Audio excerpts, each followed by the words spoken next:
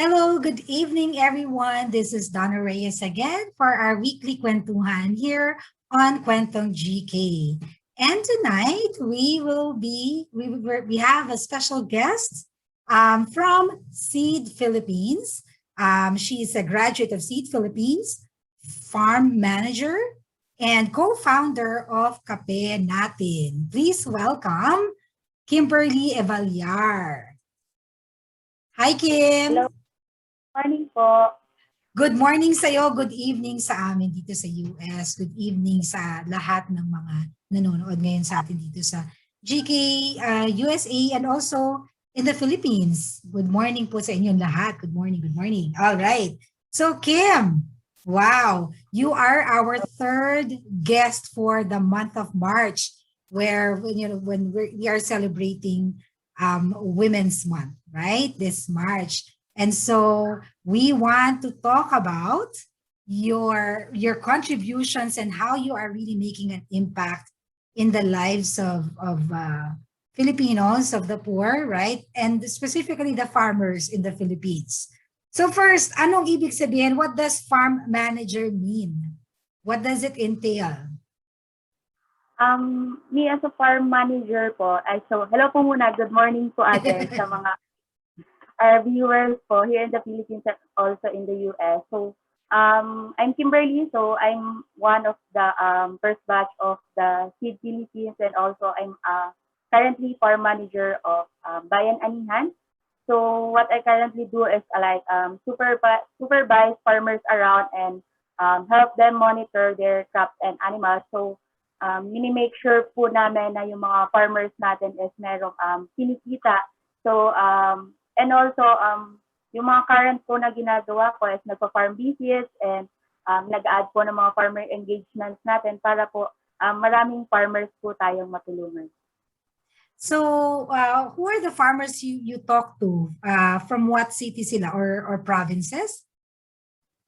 Currently po, nasa Bulacan areas po kami. So, yung mga mini-engage po namin is farmers around, Parplang areas po especially. Those farmers in living in the poor farming communities. So we have here around, we have farming communities in Doña Remedios Trinidad po. So that's 2 hours away here in GK Enchanted Farm po. And also we're engaging some farmers in Nueva Ecija and Baler po. Trinidad, what province is that? Also in Bulacan po. Oh, okay. Pero 2 hours from Enchanted Farm. Wow. Ano po siya? Sa mountains po, so medyo malayo. Oh wow. I did not realize na ganun kalaki ang Bulacan. I didn't, actually I'm from Pampanga, so we're neighbors with Bulacan, but I did not realize that it's that big of a province. And then I think did you mention Benguet also? Yes. Yes po. So Benguet, Bulacan, and Nueva Ecija. And also we have seeds in Bukidnon naman po in Mindanao. Oh wow. Okay. So do you, as a farm manager, do you work with just these provinces or with other provinces as well? So far po, nag-engage po muna, kinakausap po muna namin is yung farmers na na-engage namin, and then saka lang po kami nag-engage with other provinces if may mga markets and also may mga farmers na need ng help. So, like for example po, we also have farmers community in Pampanga that we're helping. So, dun po kami sa kanila kumukuha din ng mga supply namin for planting materials and others po. So, what kind of products do you get from the farmers, or what kind of materials or produce? Mga raw materials that you get from them? What is that? Sorry, medyo nakakat yung audio. Vegetables po, ate. Vegetables. Okay. So, is this part of the Bayan Anihan program? Yung pagkuha ng vegetables and working with farmers and all of that. Okay. So when you get these vegetables, the produce from the farmers, how do you distribute them to sell? Are you selling them yourselves? How does that work? We currently have our partners na po who buy their produce. So what we do kasi under Bayanihan is that kami po yung nagko-connect ng mga farmers natin dun sa mismong mga market na kausap natin. And then we help them also on the logistics part. Oh, okay. So okay, help me understand. Pinipicture ko siya, visualize ko. So when you get the produce from the farmers, they deliver directly to the market. You just connect them. Yes po. Also we help logistics po kasi normally yung mga farmers natin wala naman po silang sariling sasakyan po. Yes. I wonder about that. So you also provide the transportation if they need it. Okay. Wow. So how is that working for you, especially during this COVID, nung magka-pandemic since March, although more than a year na? How was that working for you? During the pandemic po, Miss Donna, actually super hirap po actually to roam around, to go around those areas po na nabanggit ko. Kasi since lockdown, we can't reach those farmers, and especially those farmers in far-flung areas kasi they don't have this communications eh. So parang super hina po ng signal nila. So hindi namin sila matap. Normally kasi when we, our way of communication is talaga is to go there on their areas po. Then during the pandemic po, parang we really find ways to help those farmers na sell their produce kasi one of the problems ng pandemic is that even yung mga farmers natin na may mga produce, hindi po sila makapagbenta sa market kasi lockdown. So even agri-produce ibenta nila, yung mga checkpoint natin, hindi rin sila pinapadaan. So parang hindi pinapapasok. Hindi po pinapapasok. So parang noong mga time na yon, ang dami pong nasasayang na produce. So yung mga farmers natin, either itapon or hindi siya ibenta, ipinamimigay na lang po sa mga tao. So mga kaibigan nila. So, go ahead. Sorry. So parang around April or May, parang doon po nag-start actually talaga na mag-engage dun sa mga farming communities na into vegetables na matulungan talaga sila mabenta yung mga produce nila. So until now po, tuloy-tuloy pa rin po yung ginagawa namin na pagtulong sa kanila sa pagbenta ng mga gulay nila.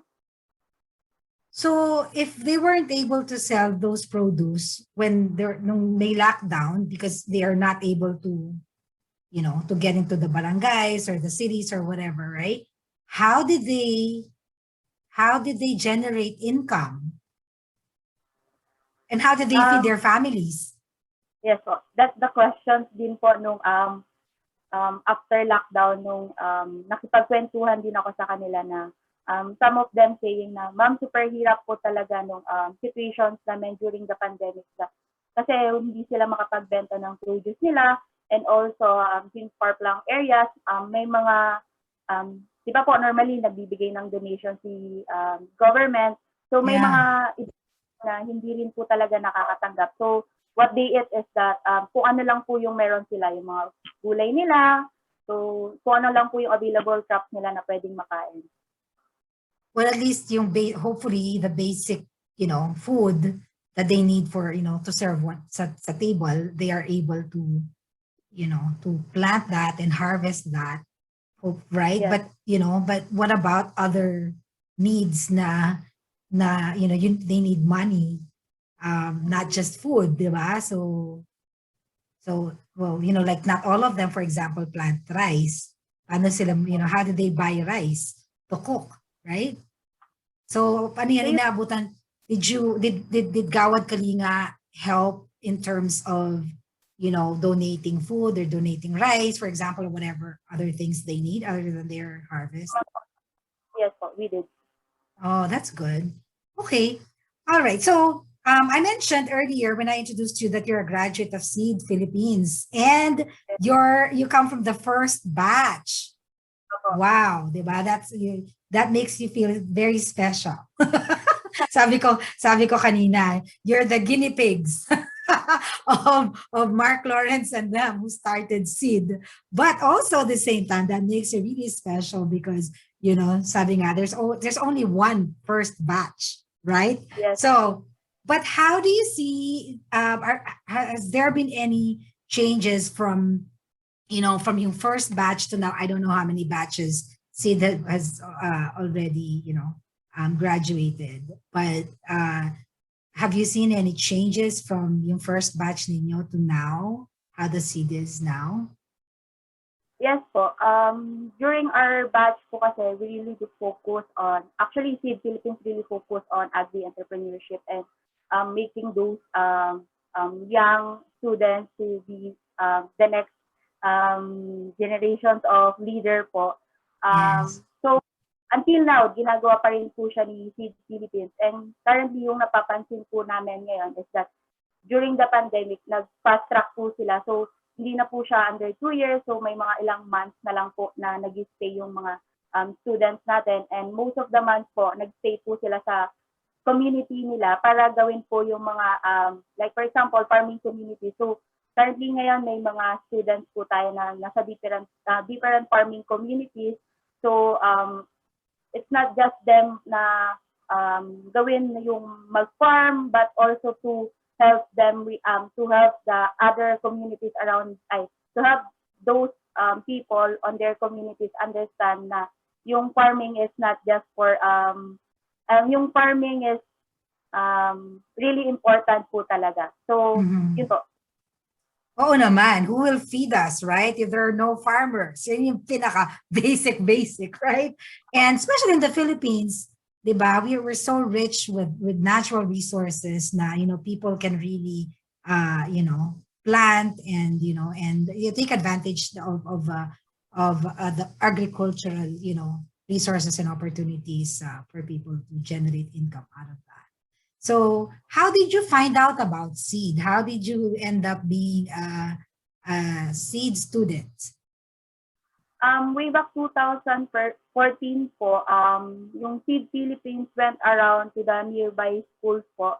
So doon po nila in-introduce yung Seed Philippines, and of course we're only 4th year high school po, and being in the poor families po, nung time na yon na-realize ko na this is my chance na para makapag-aral po ng college, because I'm a farmer daughter po, so proud to be a farmer daughter.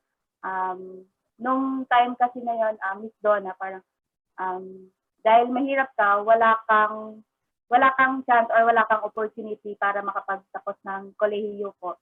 So that time, sabi ko, ito na yung chance ko para makapagtapos ng kolehiyo, and also para matulungan ko din yung family ko. So, nung sinabi ko siya sa father ko na mayroong scholarship na ino-offer si GK, and ito na yon, hindi mo na kailangan magbayad ng tuition, hindi mo na ako kailangan pag-aralin. So, I was just about sad to say na parang, sorry po, yung family or yung father, yung parents especially, na parang mismong dapat susuporta sa'yo that time, is that parang siya pa yung hindi ka sinuportahan on that time po. So parang sabi ng father ko, parang after high school dapat huwag ka nang magtrabaho kasi kailangan mo nang maghanap buhay, parang being in the poor kasi kailangan mo na agad mag-provide after mong mag-aral ng high school. So parang yun yung tinatawag ng father ko na huwag ka na mag-aral kasi may mga OFWs yan or may mga kakilala siya na nag-ibang bansa, and then ngayon successful na. So parang kino-compare niya na huwag ka na mag-aral, ganito na lang yung gawin mo, magtrabaho ka na lang, mag-provide ka na lang. So yan po yung normal na experience ng mga kabataan ko, na especially sa mga may hirap na lugar. So since dahil makulit po ako or matigas po yung ulo ko, so parang ayun po, sinuway ko siya, so pumasok pa rin ako sa seed. So without him knowing na pumapasok na ako sa school. Well, hindi ba siya nagtaka? Was he not wondering where you were and how come you weren't working? Di ba? Hindi naman po ako sa father ko nakatira that time po, sa may auntie ko po. So hindi niya alam. Okay. Okay, but then eventually he found out that you graduated. And supportive naman po siya until now. Kasi po, kaya naman po kami pumasok or kaya naman po talaga ako pumasok is that hindi naman po para talaga sa akin yung ginagawa ko, is para sa kanila din naman po. Yeah. Yeah, everyone will benefit in the family. Do you have any siblings? May mga brothers or sisters ka? How many? Ilan kayong magkakapatid? Magulo po yung pamilya namin. So, Ha? meron po ako brother and sister sa mother side, and then tatlo po kami talaga magkakapatid, plus ngayon po meron po kaming dalawa sa father side. So, broken family po kasi kami. So, pero mas sa side ka ng father mo o sa side ng mother mo na aunt mo? Ako ng father ko. Okay. So, because I ask about your siblings because usually, people or parents would expect, especially the firstborn or yung mga panganay, di ba, na okay, so now na nakatapos ka na, you finished high school or whatever, or even college, right? You're expected to help send your younger siblings to school, di ba? So, and then maybe that's why also, your father, maybe it wasn't because he's not really supportive at that time, but, maybe he thought that was kasi typical kwento nga yun, like you said, right? That's a typical story, right? That people see, in families who are financially disadvantaged, right? That maybe he thought that was the best way for you and your family to I guess prosper. Baka hindi nga prosper, or to survive, right? To survive is, if you work right away after you graduated high school. So, okay, so now you went to SEED and now you're working did you work immediately after graduation? Yes po. Okay. With Gawad Kalinga right away? Yes po. Okay. So meron naman palang guaranteed employment, tatay, di ba? So, and how long ago was this? How long have you been working for GK? Started 2016 po, Ms. Donna. 2016. Okay, so 5 years na din. That's good. And how has it been so far? Kumusta naman? Super saya po and super grateful po.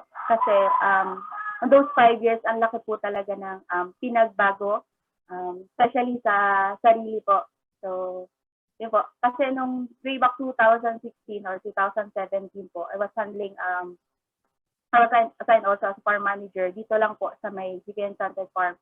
And I was handling around only 18 farmers po, which is who is around 2 times or 3 times my age po. So that time kasi parang mga 17 or 18 years old lang ako, and then I'm handling 54 years old na farmers. And that time, hirap po talagang mag-handle ng mga farmers kasi parang on their mindset kasi na parang yung kasabihan po ng matatanda na parang papunta pa lang tayo, sila pabalik na. So may mga ganun. They feel that they're more experienced than you are, and why are you managing them? Right? Yes. Why are you teaching them? Tama? Minsan may hindi sila sumusunod, ganyan. So sakit sa ulo. Pero still po, nandito pa rin kasi I believe na kapag sinukuan ko sila or kapag sinukuan namin sila, baka wala nang ibang taong tumulong para sa kanila. Wala nang ibang taong tumulong para umasenso sila. Yeah. How about how has your life changed in terms of maybe personal development, like mas confident ka ba ngayon? Do you find yourself more confident now than before? Because you come across as very, very confident to me, right? When we're talking about, what you do and sharing your story, marami na din ako nakausap in Kwentong GK. I've talked to many people already, and, I can honestly say that you can hold your own, right? If you're very confident. Have you always been confident like this? Or, paano nabago yung buhay mo? How has your life changed in that regard? Actually, nung una pa lang po, Ms. Donna, nung umapak kami dito sa GK or dito sa may Seed Philippines po, umpisa pa lang parang ang laki na ng pinagbabago na doon na po nag-uumpisa yung pagbabago namin sa sarili namin. So, unang-una po yung mangarap po. So, kasi doon sa system na kinalakihan po namin, kapag mahirap ka, yung mga kaklase ko or yung mga kapwa seed graduates or seed students, na kapag galing ka sa mahirap, wala kang karapatang mangarap. Kasi, hindi naman, kasi mahirap ka lang. So, parang wala namang kasiguraduhan na kung mangangarap ka, maaabot mo talaga yon. So, doon pa lang po unang-unang binago na ni GK yung paniniwala ko na yung pangarap is pwede rin pala sa may hirap. So, sa pangarap pa rin po na parang hindi lang para sa sarili yung ginagawa namin, yung pinapangarap namin. Kasi before, nung wala pa kami sa GK, ang pangarap lang namin is for ourselves and also for our family. So, din po, parang nasama na din po yung mga, yung iba po, yung communities namin, yung mga communities and also yung mga iba pang communities around kahit hindi namin kakilala na nangangarap kami para sa kanila. Gusto din namin na umasenso sila ganyan. Yun po yung pinakamalaking impact po sa akin ni GK. And also, pangatlo po is that yung pangarap ko po is hindi talaga dati maging farmer. Parang, kasi kung anak ka ng farmer, ayaw ng parents mo na maging farmer ka. Yan po talaga yung situations natin dito sa Pilipinas. No? Yeah. Kailangan ng professions yung kunin mo. So, hindi ko talaga akalain na magiging farmer ako. So, yun po, parang si Sid po or si GK po mismo yung parang nagbigay sa akin ng inspirasyon na para maging farmer ako. Wow. So from when, from where you were before GK, before you met GK, you're not, you did not have the capacity to dream, right? As many disadvantaged, people would experience. They don't, they don't have the capacity to dream, right? But you said that because of Gawad Kalinga, you were empowered and you now, you now dream not only dreams for yourself, but also for, for not only for yourself, for your family, but also for the community and for other people. So that's very powerful. And I love what you said toward the end, sabi mo, na you'd never really imagined yourself being a farmer, but now you're very proud to be a farmer and proud to be a farmer's daughter. At magandang segue yan. That's a great segue to the next topic that I want to talk about. So you're a co-founder. You're co-founder of Kape Natin, Kape Nation. Sana ba na ba? Sarili kong handwriting, hindi ko mabasa. You're co-founder of Kape Natin. Maganda siguro yung Kape Nation. Tinan mo. Binago yung brand, di ba? No? You're co-founder of Kape Natin. So tell us about that. What is Kape Natin? So, we started 2018 po. So, Kape Natin or Kapeng Sariling Atin po talaga yung name namin. So, parang on that time po kasi, 2018, parang ang daming issues on coffees na na-realize ko din na parang yung iniinom kong kape every morning is laging instant coffee po. Yeah. So, and I realized na alam ko meron tayong sariling kape. So, dun po nag-start na yung, it's like a simple conversations about coffee with my friend and with my colleague ko na bakit hindi tayo mag-umpisa ng coffee business. So, sino yung partner mo? What's the name of your partner para i-shoutout mo natin siya? Kasi co-founder din nakalagay sa'yo. Si Ate Ginalyn po. Ginalyn Valdez po. So, Ginalyn Valdez. Hi, Ginalyn! Also, one of my mentor po, kaya medyo ganito ako. Nice. So, yung dream ng Kape Natin is to make every Filipino patronize our own local coffee so that all together we can uplift the lives of Filipino farmers po. So, gusto namin i-promote talaga yung kape na meron tayo dito sa Pilipinas and para ma-minimize din po yung pag-import natin ng coffee po. Mhm. So I'm not very familiar with how the, coffee manufacturing processing, works, right? But so do you get coffee beans from somewhere, from provinces in the Philippines? Is that how it Yes, starts? yes po. Okay. We're coffee beans from different regions po. So we have currently 5 provinces na sinusource namin. So we have also from Bukidnon po. So that Arabica and also Robusta. So si Kuya Harvey din po yung partner namin dito sa coffee and also one association in the coffee area.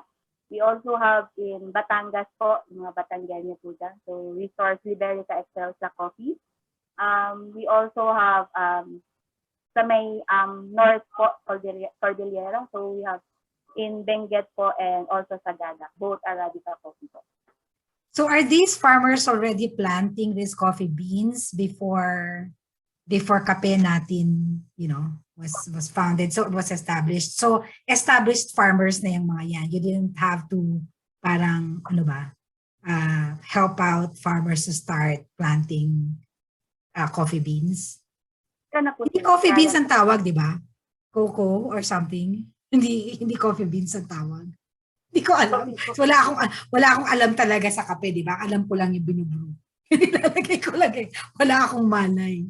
So, you didn't have to, I guess, mentor or help out farmers start, planting coffee beans, or o merong din ganon? So far po, nung pagpasok namin, they have already planted coffee trees po. And what we normally do is that we partner and ask them for supply of coffee na kailangan ni market. Okay. So, well, before I have a really good question, but before I ask that question, I'm going to read a comment from JP. JP Jose says,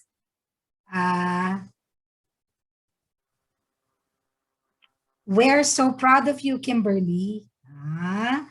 Tapos sabi ni Tita Josie Disserhoff is actually based here in Chicago. I'm based in Chicago, by the way. I don't know if you knew that. So she's asking, Kimberly, have you always liked coffee? How do you know that your coffee or coffees are really good? Wow, good question, Tita Josie. Kasi ako, I don't know what good coffee is. Okay, but yeah, so how, do you know what good coffee is? Or do you like coffee? Ikaw mismo, do you like coffee? Yes po, bata pa lang talagang umiinom na ako ng kape. Pero instant coffee, yung laging may sugar po, yung tamis yung lagi kong hinahanap. Not our local coffee na merong tapang, merong sipa talaga na gigising sa'yo araw-araw. Yung questions po na if malalaman natin tunay na kape or magandang kape yung iniinom natin is if malasahan mo talaga na parang merong pagka-juiciness, may pagka-fruity, may pagka-chocolatey yung coffee na that's interesting. Kung sinong celebrity ang mahilig sa coffee? Celebrities. Alam mo ba kung sino? Mag-asawa. Si Megan Young at saka si Mikael Daez. And you know how I know this? Well, first of all, it's all over their social media accounts, right? Hi, Megan. But Megan Young was here 2 years ago. Nag-guest siya sa, she was the celebrity guest in one of it's actually the biggest Filipino event here in the Midwest called Fiesta Pinoy, right? And so, nung natapos na yung show and all of that, so we took her around and, and we went to some coffee shops, etc. And she was actually teaching me how to, yung mga, how to tell kung okay yung coffee or whatever, but I didn't really learn much kasi I'm not much of a coffee drinker myself. But that just got me interested what you said. Meron palang fruity, parang taste, meron chocolatey taste. Okay. So, iaano ko ngayon yan. I-google ko ngayon yan, di ba? And Megan, di ba ngayon, you check out kape natin ha. Hopefully, itatag nga kita dito. I will share and I will tag you. She's actually also friends with some of our some of our Gawad Kaninga volunteers here in the Midwest because they took her around and they joined us. All right. So, okay. So now here's my question for you. Well, I'm sure, that all sounds interesting. And, like I said, I'm actually very curious now to find out more about coffee, but what are some of the challenges that you face as an entrepreneur with, with your kape natin, kape natin business? Super, super tricky question po. Yes. So I think as an entrepreneur, I think one of the problems na kinakaharap namin is that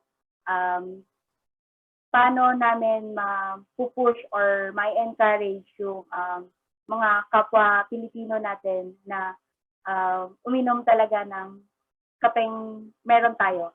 Yeah. Yung local coffee na meron tayo. So, kasi, for example, yung normal Filipino, ang iniinom talaga niya is instant coffee po. So, may sugar. So, yun po. Yun yung challenge namin. Paano namin maiba yung mindset ng mga tao na yun na ipatronize yung coffee na meron tayo. Mm-hmm. Yun, I think that's one of our problem po. One of the major challenges. On that side po, like kung wala kaming market, parang ang hirap sa amin na matulungan yung farmers na tinutulungan namin if wala kaming mapagbenta. Yeah. Ano ba yung finished product? When you sell it, ano ba siya? Coffee beans siya na kailangan pang i-grind or ground coffee na siya? We have coffee beans po so that our customer can experience yung pag-grind po ng coffee. We also have grounds po and we also have drip coffee po na parang ready to serve na siya. So lalagyan mo lang siya ng water and then yun po. So may instant din, but locally made. Okay. So see, this is so interesting. All right. What else do we have here? Oh, from Maricel Villanueva. Hi, Maricel. Thank you again for introducing us to Kimberly. Grateful for and proud of you, Kim. Kasing tapang ka ng kape. Naks naman! Ikaw yata dapat ang marketing, Maricel. I love that. Kasing tapang ka ng kape. Taking the path you took and going beyond caring for self and family. Okay. From Tito Charlie Kapati, Dr. Carlos Kapati from Decatur, Illinois, also a suburb of Chicago. He said, how long does it take to harvest coffee beans? How does your coffee compare to the Barako? Well, first of all, Barako is also local, right? No? Okay. Nasanay lang tayo sa Pilipino na once black coffee is Barako na po yung tawag natin. Yeah. So, coffee po to be harvest around, normally yung trees magbubunga na siya 3 to 5 years po. On that, pwede na po siyang harvestin. Dito po kasi sa atin po, sa Pilipinas, yun nga po, pag nakakita tayo ng black coffee, that's Barako. Pero ang inaano po ng Batangas coffee farmers namin is sa kanila yung Barako. I mean, yung since Liberica, yung coffee variety na Liberica, yun po talaga yung Barako yung tinatawag. Okay. So pag yung, okay. So pero iba't ibang klase pa. So yun lang yung Barako na tinatawag. Okay. We have kasi Liberica, we have Arabica, Excelsa, and Robusta coffee. May follow-up question pa si Tito Charlie. Also, does coffee thrive mainly on higher ground elevations? Di po. Depende po sa coffee varieties na itatanim niyo po. Yung Arabica po, yun po yung sa matataas na areas talaga sa mountain. So kinukuha niyo yan sa Benguet? Yes po, Benguet and Sagada po. Okay. Yung asawa ko nagtatanong, pwede daw bang coffee cake? Kasi my husband doesn't drink coffee. No, but he drinks coffee pero hindi hot. Diba? You drink coffee but not hot. Meron naman na iced cold coffee, right? Yeah. Okay. So, how long when did you start kape natin? Ilang years na kayo? 2018 po. So, nag-start po kami during Big Bad Wolf po sa may MOA Arena Mhm. po. Yeah. Nagtayo lang po ng stall doon, and then doon po, parang doon nag-click. Then, until now po, ang naging challenge po namin was, during pandemic, nagsara po yung mga stalls, yung stalls na meron kami sa corporate, and now we're currently selling online po. So who's your main market? Who buys coffee? Who buys your coffee?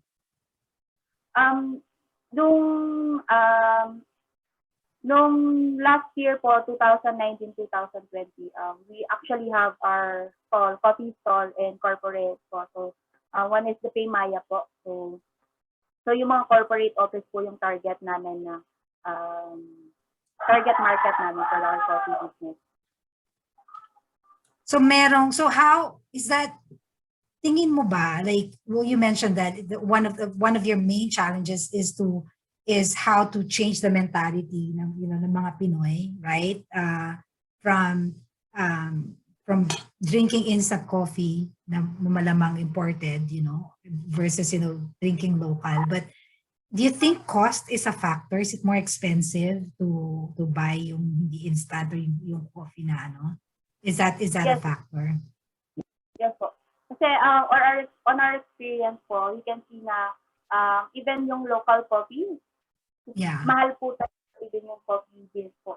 Compare dun sa if bibili ka lang ng stick na Nescafe, around 2 to 3 pesos per stick. So, and yung current coffee namin, nagre-range siya pagka, halimbawa yung drip or yung ready is around 35 pesos per pack na po. Mm-hmm.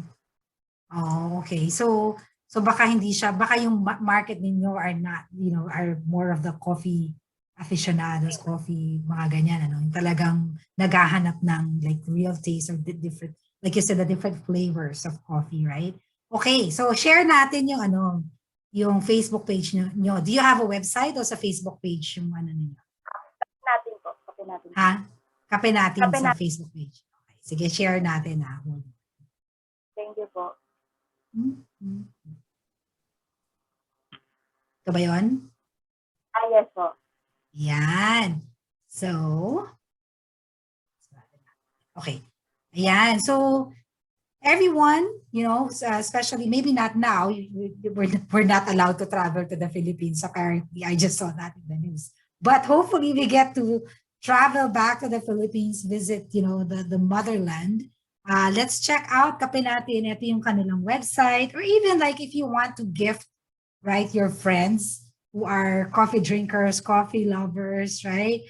This is their website. You can, I guess, shop here. It says shop now. So click natin yan, try natin. And so, we can shop for, okay, so Shopee, all right. Oh, yan pala, I'm sure. I know my friends shop at Shopee. So, friends, please check this out. Okay, Kape Natin. Just, not only are you going to be, drinking really good coffee, yung mga flavors na sinasabi ni kanina, ni Kim, right? And then maybe give a gift to a friend or your family or whatever. And then in the process, you get to help farmers, right? Generate income. Ayan, okay. So, paki-follow nyo na rin itong Facebook page ng Kape Natin. All right. So, the last few minutes here, is there anything, any message you'd like to share for maybe people your age or younger sa'yo kasi nakagraduate ka na ngayon. Negosyante ka na, you're an entrepreneur already. But maybe people, who maybe stopped dreaming or did not think that they had the capacity to even dream, right? So from your journey, napakabata mo pa, you're still young, but you've gone through a lot already. Oh, okay, wait lang.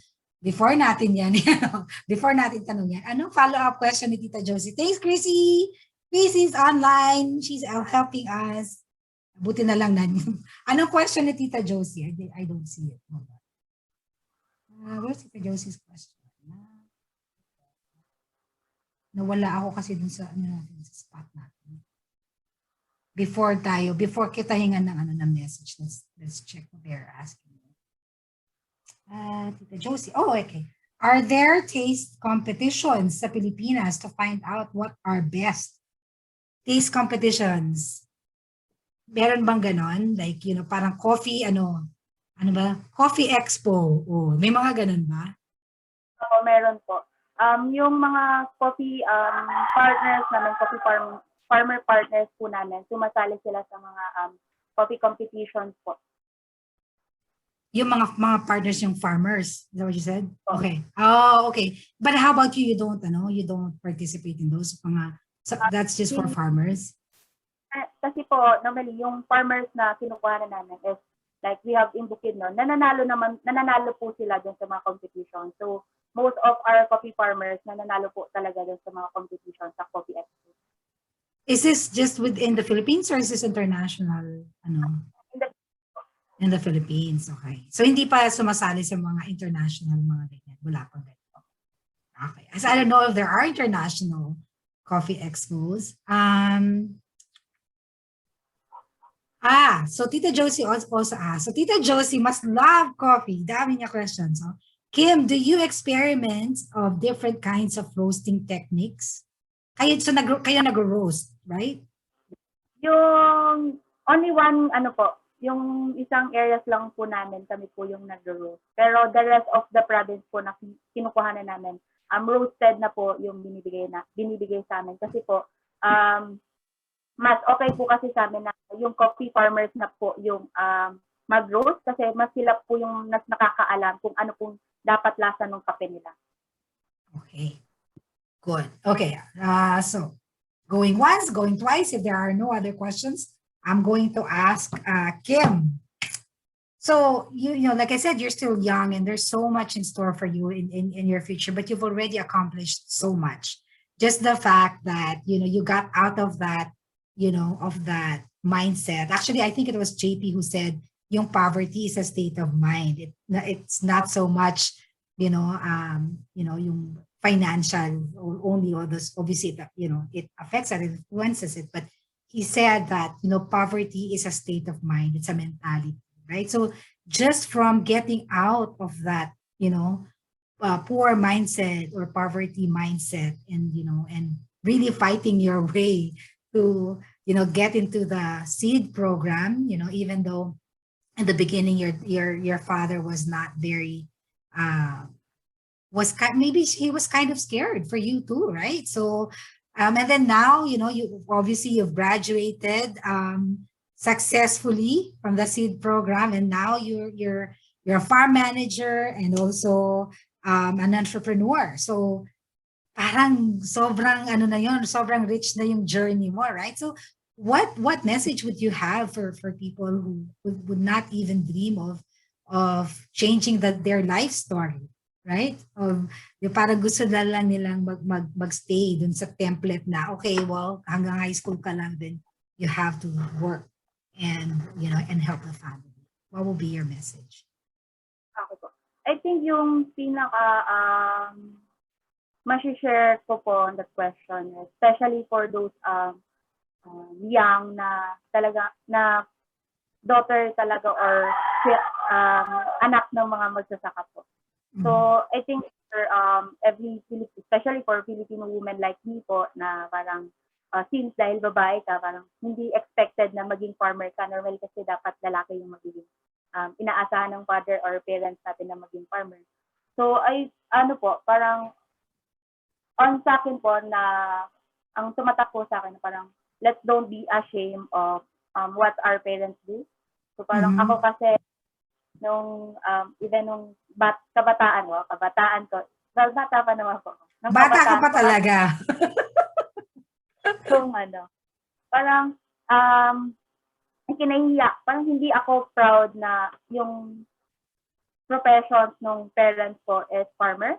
Kasi yung kinalakhan ko or yung kinalakhan kong environment is na parang yung pag-farmer yung parents mo, mahirap ka, ganyan. So, ako, wag po sana tayong mahihiya or wag po nating wag po nating ibaba yung dignidad ng ginagawa ng mga parents natin, especially yung mga farmers, nating mga magulang. Kasi yun po yung nagbigay ng, yun yung profession na nagbigay ng pangangailangan natin para po makapagtapos tayo. So, I think being a farmer daughter, ito po yung opportunity ko or yung opportunity na binigay sa atin ni God para i-uplift yung dignity ng bawat magsasaka po. Good. So, okay. So, on that note, thank you so much, Kim, for joining our kwentuhan this week. Nakaka-inspire yung sinabi mo na, na especially for women, right? We don't typically expect, at least in the Philippines, right? We don't typically expect women to be farmers, but obviously, you are really giving a good name to women farmers, what you're doing, and what you're doing for, as a business with Kape Natin. You are not only empowering yourself, but you're also empowering other farmers, both men and women, right? To generate income and to uplift their dignity. So I'm very happy to have you as our third guest for Women's Month. And, tamang-tama na ikaw yung guest natin this evening, and we've learned so much from you. Thanks again, everyone, for joining us this evening. It's another episode of Kwentong GK. Please join us next Thursday. Sobrang exciting din yung ating, I think that will be the last, tama ba? Last Thursday of the month. Yes, tama. So another exciting guest for us next Thursday. So please stay tuned and join us again next Thursday. And every Thursday, make it a habit to join us in our kwentuhan here on Kwentong GK. Thanks, Kim. Good night.